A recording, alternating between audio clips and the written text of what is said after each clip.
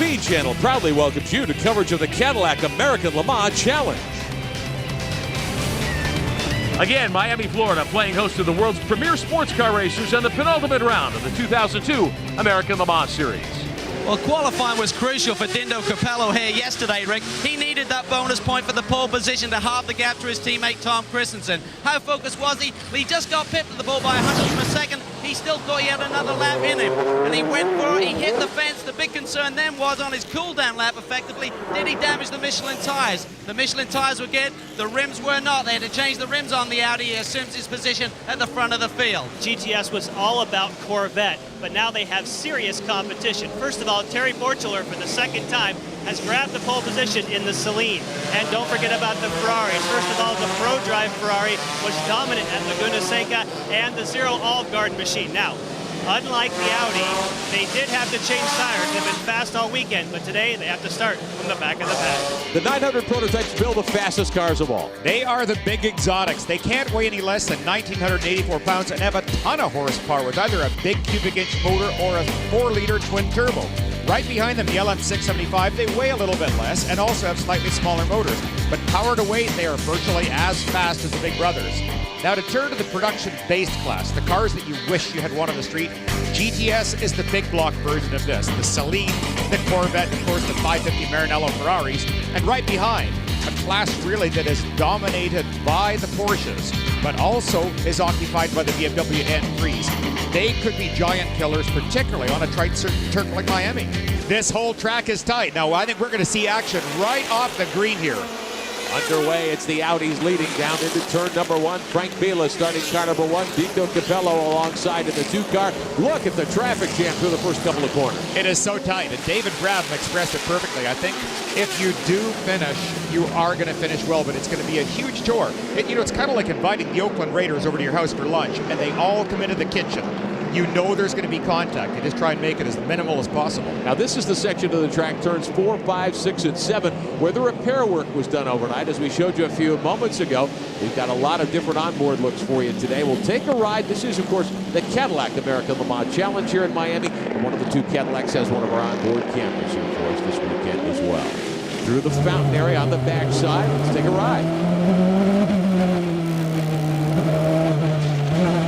Look at him on a wheel action right there. You can see he's turning his vehicle so far over. They have all had a problem with tires coming up to temperature here because the cars are sliding on this surface of very low ground. They're not generating near the temperature that they like. And now you're faced with this racing down the tunnel trying to set up how do you pass. It is so difficult. Max Angelilli and J.J. Leto will share this car, the 8 car coming up in lap number 1. They can qualify no better than 17. The qualifying was quite a story here, as we showed you with the track surface problems and the weather that we've had. There wasn't much track time, and several of these drivers never really had a clear lap. Johnny Herbert runs third behind the two Team Yost Audis, the two silver cars. Herbert in the champion 18 car, that's the white 38. That's the fountain on lap number 2.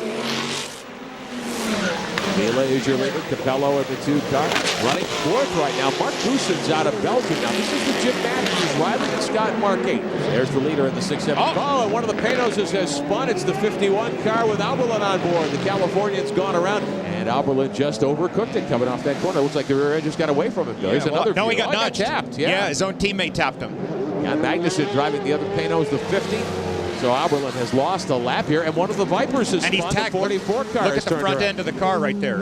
He has hit the wall. This is the 40 car with problems. He's belted the wall. Carlos de Quesada starting the 40 today as GT. He was loose. Oh, man. Loose in, side slapped the concrete. Boy, that hurt. Knocked the back clip off, back bumper cover off the car. Full course caution for the first time here today. Calvin Fish, early pit stops for the Alex Job team. What they're really doing here is making sure that neither one of their drivers gets affected by a DNF here this afternoon. With 10 laps on the board, that driver then scores points. That was Lucas Luhr. This was really pre-planned so that you came in after 10 laps if you got a yellow, so you get points today. Yeah, I mean, on a circuit like this, and we have now just one race to go. And Sasha and I, our goal is to be tight on points. So we say we take no risks. We just do 10 laps. You have the point you need, and now Sasha is in. But this is quick. Kevin Buckler in the Racers Group Porsche, the Adobe Winery car. They're out in front now, and Brian Cunningham will share the car today with Buckler. They won at Mid-Ohio in this car. Green flag is back out here in Miami. the leader. Boy, oh boy, don't you wish your Hertz rental car would do that? Hertz probably wouldn't like it that way, though. My. Vila on the throttle. 34 other machines in formation behind him. Capello in the 2 is second. Herbert in the 38 is third. The 3 Audis, 1, 2, 3. No, there's the Pro Drive Ferrari is engaged in a little... One of the Vipers, the 45. Peter Cox starting the Pro Drive Ferrari that won at Laguna Seca a couple of weeks ago, and he stalled the car evidently. Look back in there. That the was Viper tagged him. Ah, boy, that was a move that just didn't have any possibility of happening. And that is Dario's brother Marino Franchitti going through the inside, trying to. Cox back underway in the Pro Drive 33. Timo Bernhard driving the 22. Oh, more contact. A piece of bodywork. That looks like it's off one of the 675 cars. Take a look at the right-hand side. One of the Corvettes got into the back of Ben Devlin there, it looks like. Oh, boy, he sure did. That's the 4 car, and the yellow is out. Andy Pilgrim driving the number 4. The contact evidently there it goes. caused that bodywork. The deck lid just blew right off of the Archangel 675 car. Green flag waving, second restart of the day, and here we go down the front straightaway, starting to get a little bit overcast. Now we're going to get the headlights on. And the Audis continue to lead. Vila in the 1, Capello in the 2, Herbert in the white Champion ADT car, the 38. Goosens in that black number 36. That Riley and Scott, a great run for that team. They do not run all the races. Tony Ave will pair with Goosens today. Ave, maybe the busiest guy in road racing. He'll be in action here tomorrow in the Trans Am run. This is a good battle shaping up here, the Seline and the Corvette. For the lead in GTS, Terry Borgello in the white Seline. Franz Conrad's car, Tony Seiler in front. There with Terry, you're riding with the 3 car on. Fellows, Johnny O'Connell will jump into this car later. Here on is the something. inside, Fellows going for the lead. Something to pay attention to there. That is the actual temperature that's taken right down by the pedal. So his feet right now are sitting at 145 degree temperatures. That's exactly what we just spoke about, how hot these cars can be all closed up. The 67, the other racers group, Porsche and GT. This is Michael Schramm today, teaming with Vic Rice. He was involved in an incident, tight battle toward the front of the GT category. Leaders were lapping by the other Orbit Racing Porsche, the 42. The 42 moved over Bill and caused the case of where Michael Schramm just really didn't have any place to go. Problems evidently were being told for the number 4 car. Andy Pilgrim on board. He's dropped back to 17th overall. He was second in GTS. He's given up a lot of ground to Spetty and Borchello have gotten by, as is Peter Cox. He spun.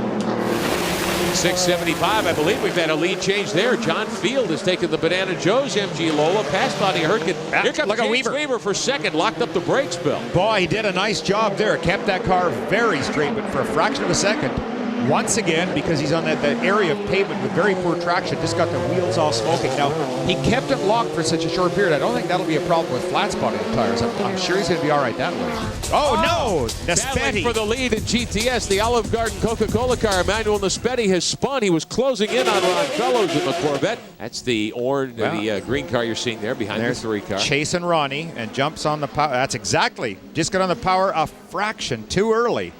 Boy, oh boy.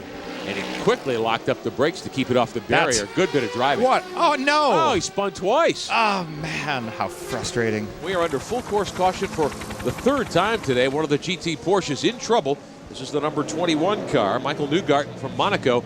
Frank Vila brings it in, and right behind him, Dindo Capello. A few cars separating them on the racetrack, so Dindo's going to turn it over to Tom Christensen.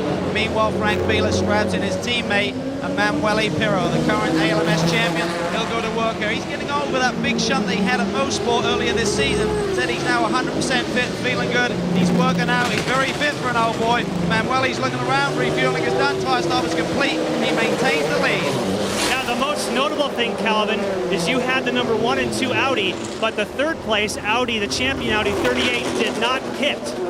Back in Miami, live on Speed, Green has just reappeared. There's Johnny Herbert in the 38 car. Did not pit that car. They've stayed out. They move into the 2nd hour of action.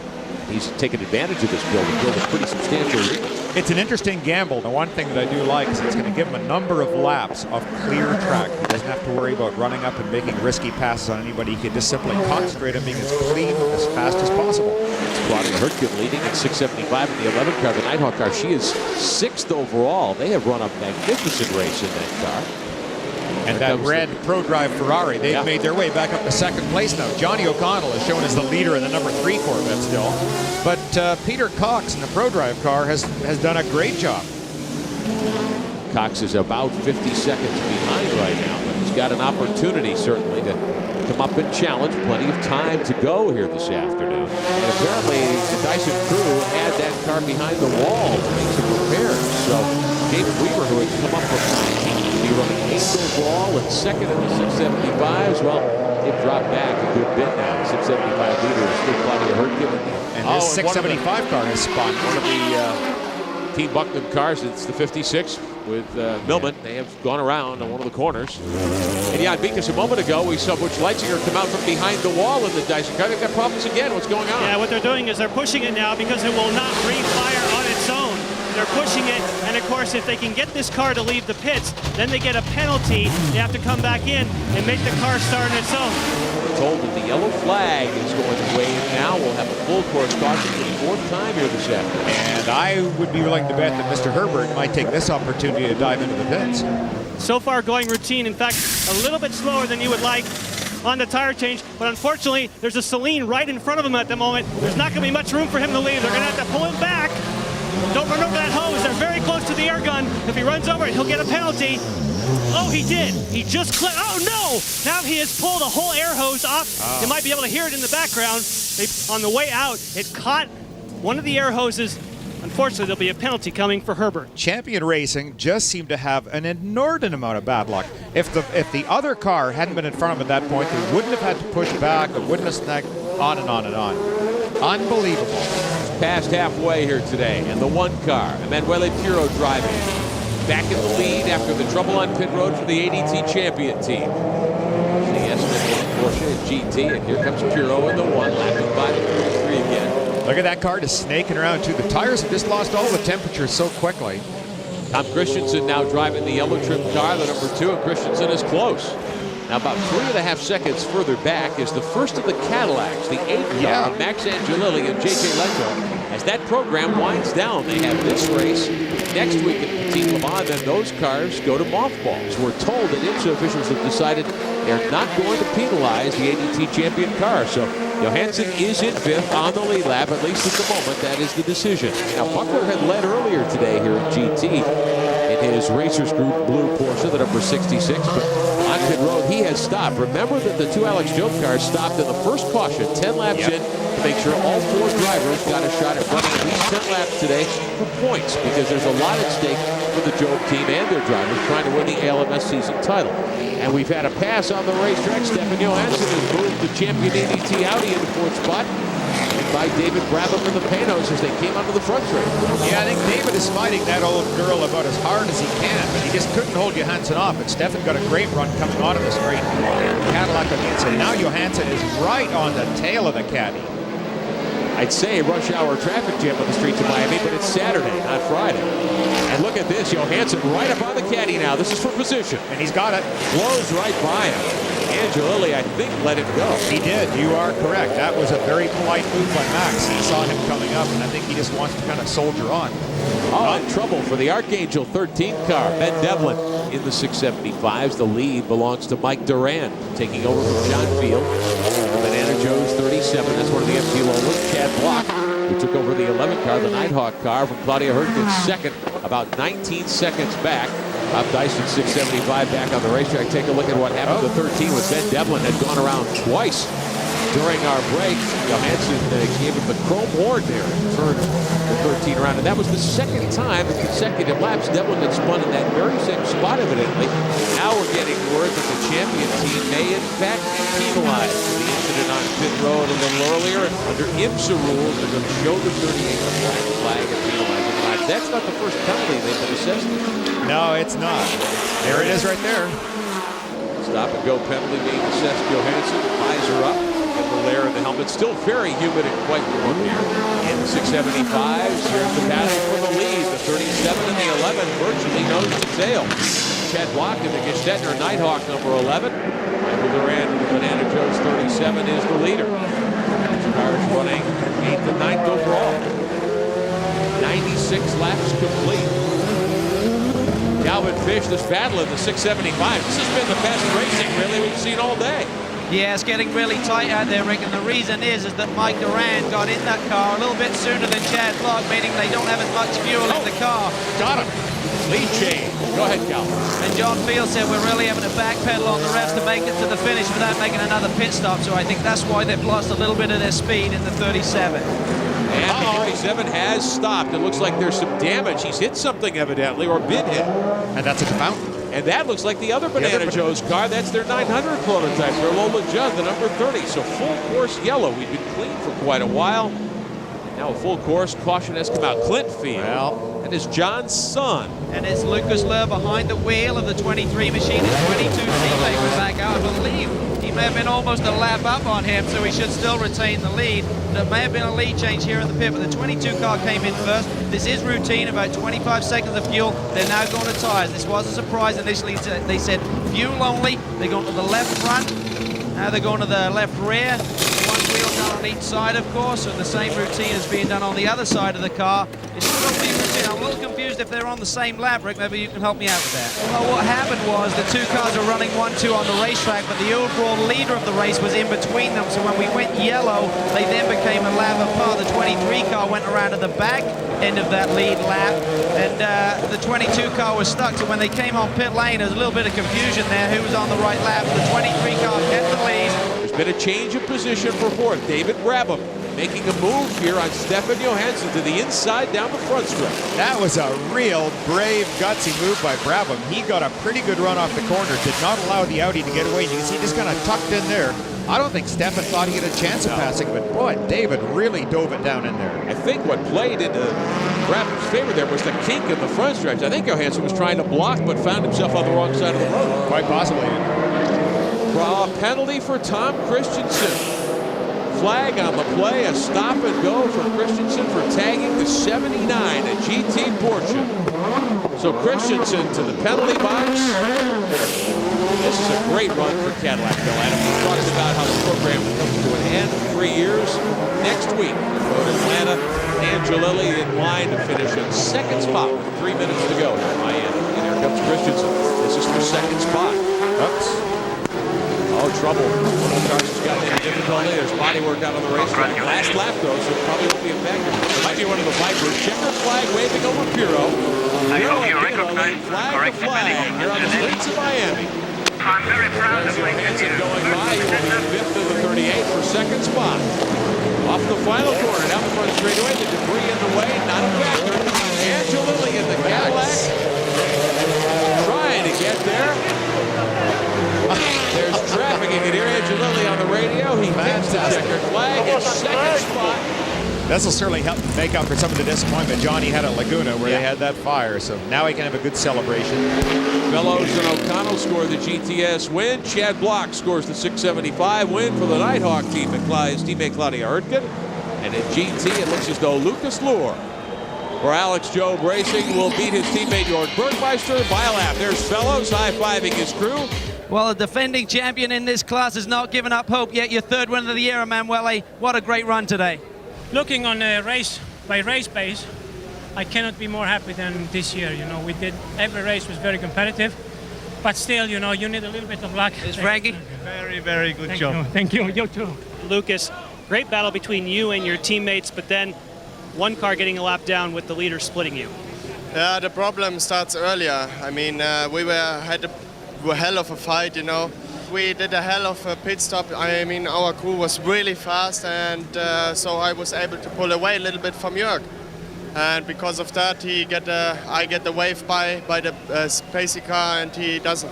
Yeah, things are really coming together. It really makes up for the beginning of the year when we couldn't seem to put anything together. I mean, the gremlins were getting us every time. But the guys at Nighthawk have just done an awesome job. Gestetner getting me here, Steve, Claudia, Mel, everybody on the whole team. Claudia did an awesome job today. I mean, I just had to get in again. The car was in one piece, so it was a great weekend. You know, this car ran and won at Le Mans. She's got a great winning heritage. I don't know whether Ron and I are going to want to go back to Old Smoky, but she's a fast car too, and you know, to everyone at Pratt & Miller, thanks.